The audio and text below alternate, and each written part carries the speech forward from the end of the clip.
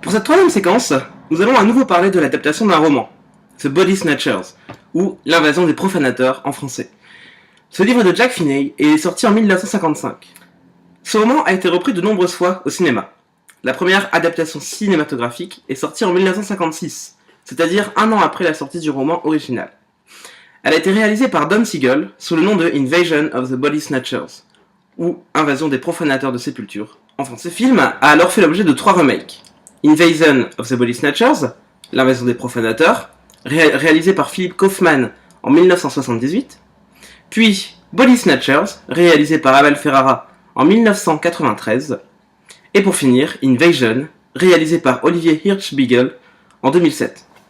L'histoire originale est assez simple et elle se répète dans la plupart des adaptations, changeant à chaque fois certains détails. En gros, un médecin de petite ville s'aperçoit peu à peu que les habitants de sa bourgade tranquille se transforment en êtres dénués de toute émotion. Peu à peu, il découvre alors que les extraterrestres s'emparent pendant la nuit des corps de ses citoyens. Dans toutes les adaptations, mis à part celle de 2007, la manière d'opérer des extraterrestres est toujours la même. Les aliens sont en fait de grosses cosses végétales qui absorbent les corps humains pendant leur sommeil.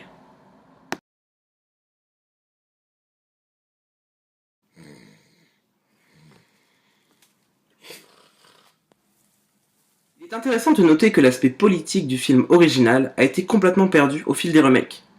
Si le premier film était un écho à la guerre froide et au communautarisme, la version de 2007 est un simple film de science-fiction. Si la version de 56 a posé les bases du monument qu'est Body Snatchers aujourd'hui, la version de 78 de Kaufman a intégré un élément important pour le reste des adaptations. En effet, cette version a apporté l'élément du cri à la fin du film, lorsque l'héroïne pense retrouver son ami, qui en fait s'est fait transformer.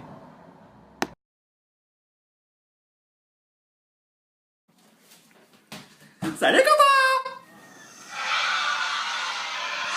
Ce cri a alors été repris dans d'autres versions, comme celle de Abel Ferrara en 1993.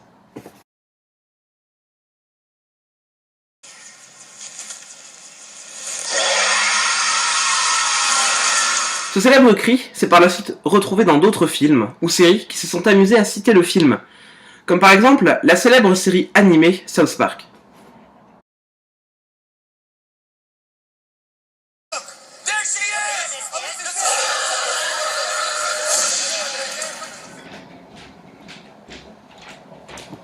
T'as arrosé la plante? Voilà.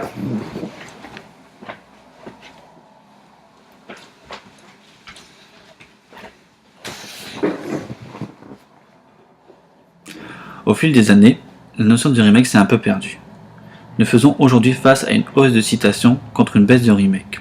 En effet, si entre les années 60 et 90 le remake consistait à reprendre l'intégralité d'un film et à le refaire, aujourd'hui de nombreux réalisateurs s'amusent à composer des films entièrement nouveaux qui se sont nourris de clins d'œil à l'histoire du cinéma, en particulier au Body Snatchers.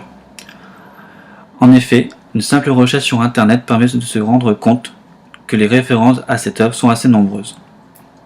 On peut en effet trouver des citations de Body Snatchers dans différents films comme La Petite Boutique des Horreurs, sorti en 1986, The Faculty, sorti en 1998, dans le dessin animé South Park, ou encore dans des jeux vidéo comme Metal Gear Soldier 3, et même aussi dans les Gremlins 2, où on peut voir le scientifique apporter une cause dans son labo.